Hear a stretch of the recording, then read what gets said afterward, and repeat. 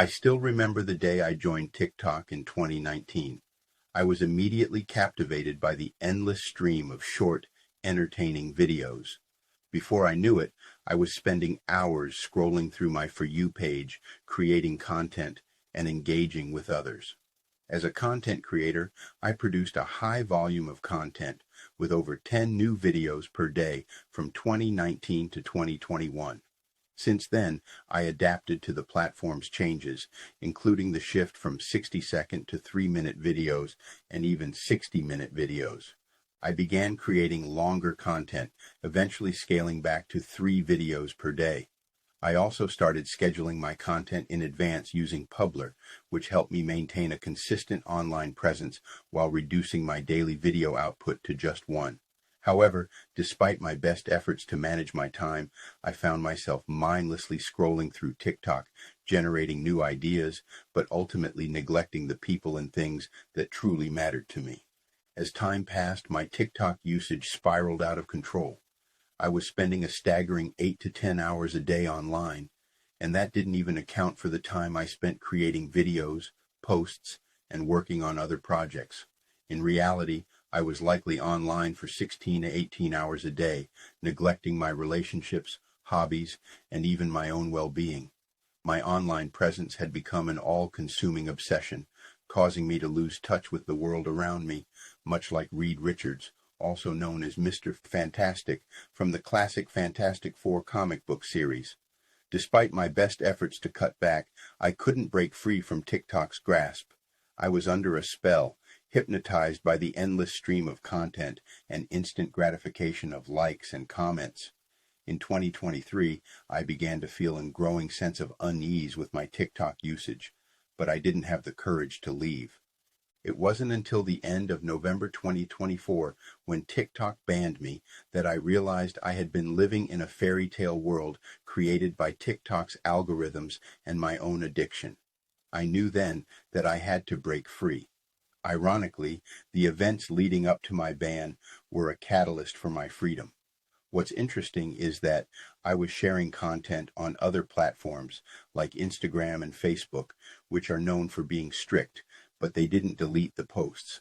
Most of the content I shared had to do with Israel or debunking extreme left-wing views. TikTok, on the other hand, had been warning me for close to 8 months about closing my account. I kept ignoring the warnings, thinking it wasn't a big deal, especially since I was only sharing content from others on my story.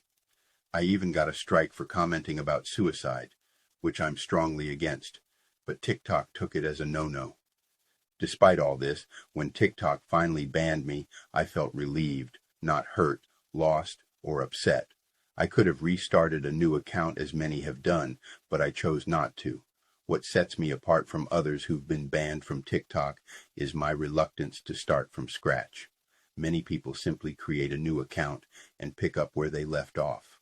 However, I had invested a tremendous amount of time and effort into creating over 2,000 personal videos on TikTok.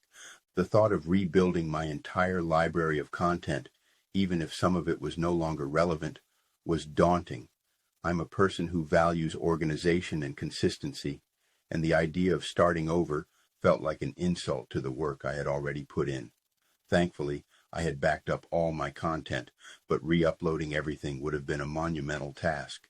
My perfectionism and attachment to my past work made it impossible for me to consider starting from scratch. So, I made the decision to take a step back from TikTok. I deleted the app from my phone, and I started focusing on other areas of my life. And you know what? It's been incredibly liberating. I'm now able to spend more time with my loved ones, pursue my hobbies, and even focus on my writing. I'm still creating content, but I'm doing it on my own terms, without the pressure of constantly needing to produce. Looking back, I realized that I was under a spell, one that was cast by TikTok's algorithms and my own addiction.